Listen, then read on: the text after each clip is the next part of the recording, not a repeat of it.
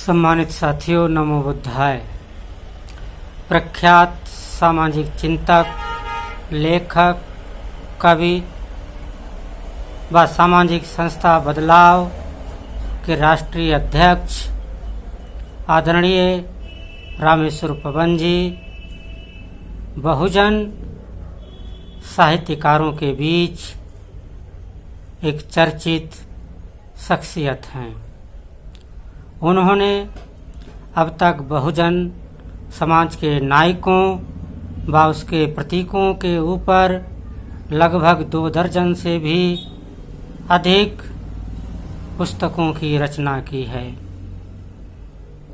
आज हम उन्हीं के द्वारा रचित खंड काव्य राष्ट्रमाता सावित्रीबाई फुले का एक संक्षिप्त समीक्षा प्रस्तुत कर रहे हैं। कवि रामेश्वर पवन ने अपने खंड काव्य राष्ट्रमाता सावित्रीबाई फुले के माध्यम से हिंदू वर्ण व्यवस्था में शूद्र कहे जाने वाले शोषित वंचित कमेरा समाज व विशेष रूप से नारी की दयनीय दशा का वर्णन किया है। भारतीय वर्ण व्यवस्था में उसके अंधविश्वास, पाखंडों व कुरीतियों का सर्वाधिक शिकार नारी को ही होना पड़ा है, चाहे वह विधवा विवाह निषेध हो, अनमेल विवाह, सती प्रथा अथवा देवदासी का नारकीय जीवन। कवि ने नारी की इस दयनीय दशा का न सिर्फ यथार्थ चित्रण किया है, बल्कि शोषित वंचित कमेरा समाज को इस दुर्दशा से निकलने की राह भी दिखाई है। नारी वेदना पर वह कलम चलाते हुए लिखते हैं कि अनचाहे भी कई बार वह बार बार बिकती थी, घर पर भी रह गई अगर तो अपनों से लुटती थी।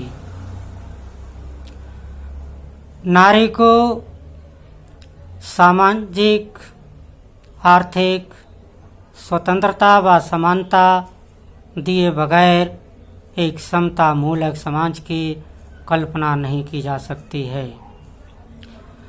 कवि ने समाज में नारी और पुरुष के बीच व्याप्त विभेद पर करारा व्यंग किया है। वह लिखते हैं कि पुरुष विधर हो जाए तो फिर कर सकता वह शादी, नारी गर हो विधवा तो क्यों नहीं उसको ऐसी ही आज़ादी। यह अत्यंत दुख का विषय है कि आज़ादी के इतने वर्षों बाद भी भारतीय समाज में अस्पृश्यता का जहर फैला हुआ है। यह वर्णवादी व्यवस्था ही है जिसने बहुसंख्यक शोषित वंचित कमेरा समाज को न सिर्फ पशुवत जीवन जीने को मजबूर किया, बल्कि उसे साधन, सत्ता, सम्मान आदि मानवीय अधिकारों से वंचित रखा है। कवि ने राष्ट्रमाता सावित्रीबाई फुले के माध्यम से इस जातीय व्यवस्था के दंश पर करारा प्रहार किया है। सावित्रीबाई फुले जब गृह निष्कासन के बाद अपने भाई के पास मायके जाती हैं तो उनका भाई ताना मारते हुए कहता है कि तुम भी और तुम्हारा पति दोनों समाज से बाहर, मांग महारों हेतु काम कर कुल का किया निरादर। सावित्रीबाई अपने भाई के इस अमानवीय व्यवहार पर उसे समझाते और डांटते हुए कहती हैं, अंत्यज मांग महारों को अस्पृश्य मानते आए, बकरी गाय स्वान को प्रेम सहित सहलाएं। यही नहीं, कवि ने पिछड़े वर्ग की उस मानसिकता पर भी करारा प्रहार किया है जिसमें वह अपने को दलितों से अलग समझता है, जबकि वर्णवादी व्यवस्था में दलित और पिछड़े एक ही पायदान पर हैं। कवि का कहना है, मांग महारों साही तुमको भट्ट मानते आए, शूद्र अछूत नीच पापी व कलुषित तुम्हें बताएं। शोषित वंचित बहुजन का मेरा समाज आज भी पूरी तरह से धार्मिक अंधविश्वास, पाखंड व रूढ़ियों में जकड़ा हुआ है। सच कहें तो उसकी बर्बादी का यही मुख्य कारण है। वह इस शोषण और अत्याचार को पिछले जन्मों के कर्मों का फल तथा ईश्वर की मर्जी समझकर ना सिर्फ अनवरत सहता रहता है, बल्कि अपने आने वाले भविष्य को संवारने के लिए वह इन ढोंगी पाखंडी धर्म के ठेकेदारों के आगे अपना सर्वस्व लुटा बैठता है। कवि रामेश्वर पवन ने इस धार्मिक पाखंड तथा धर्म के व्यापार की पोल खोलते हुए लिखा है कि खून जला करके किसान श्रम करके अन्न उगाता, पंडा और पुजारी बैठा खाता तोंद फुलाता, धर्म नहीं धंधा करके श्रमजीवी को मूर्ख बनाए, शोषित वंचित समाज को वह अंध आस्था में भरमाए। राष्ट्रमाता सावित्रीबाई फुले खंड काव्य इस दृष्टि से भी अनूठा कहा जाएगा कि इसमें कवि रामेश्वर पवन ने अपनी विषय वस्तु के रूप में किसी पौराणिक अथवा काल्पनिक पात्र को चुनने के बजाय ऐतिहासिक महानायक को अपनी विषय वस्तु बनाया है। बहुजन समाज मुख्यतः अपनी समस्याओं का समाधान काल्पनिक नायकों में ढूंढता है, जो उसकी बर्बादी का मुख्य कारण है, जबकि बहुजन समाज के पास एक समृद्ध वैचारिक विरासत है।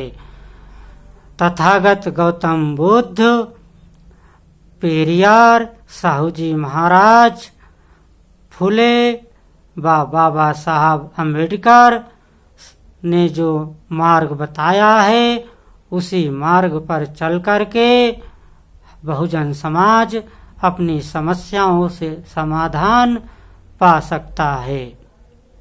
हमें इन अंधविश्वास पाखंड से बाहर निकलकर शिक्षा पर ध्यान देते हुए संवैधानिक रास्ते से अपने हक और अधिकार हासिल करने होंगे।